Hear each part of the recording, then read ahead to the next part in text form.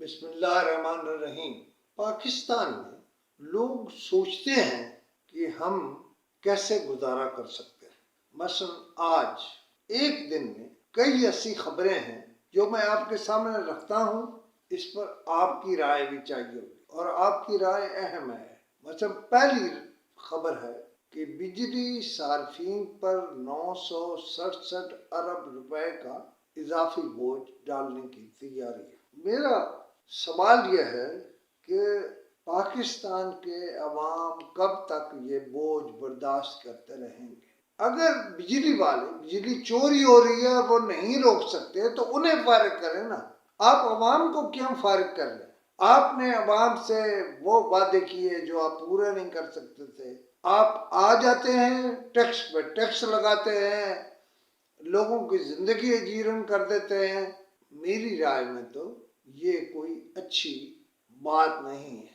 اب میں اس سے زیادہ آپ کو کیا کہوں کہ کون سی چیز اچھی ہے اور کون سی بری ہے۔ آج ہی یہ خبر ہے کہ 2000 ارب سے زائد کے ٹیکس مقدمات پر عدالتوں کا حکم امتناع ہے۔ سوال یہ ہے کہ ہماری عدالتیں بھی ملک کی اکانومی بہتر کرنے میں سب سے بڑا رخنہ ہے۔ یہ بیان کسی عام آدمی کا نہیں ہے، یہ اس ملک کے وزیر قانون کا ہے، جناب اعظم نذیر تاڑل صاحب کا ہے۔ آپ نے اگر ملک چلانا ہے تو آپ عدلیہ سے بھی بات کریں۔ اور پھر ایک اور خبر ہے، اور وہ خبر یہ ہے کہ پیٹرول پر 60 روپے لیوی، 18% GST بھی بحال کریں۔ یہ کون کہہ رہا؟ IMF۔ اس کا مطلب یہ ہے کہ آپ کی بطور حکمران پاکستان میں یہ حیثیت ہے کہ آپ ان کے کہنے پر ٹیکس لگا دیں۔ آپ کی اپنی کوئی رائے نہیں ہے، آپ بالکل یہ نہیں سوچ سکتے کہ آپ کے عوام، آپ کے لوگ وہ کس طرح زندہ ہیں، کس طرح سے وہ گزارا کر رہے ہیں۔ میں اس میں بھی آپ کو کیا رائے دوں۔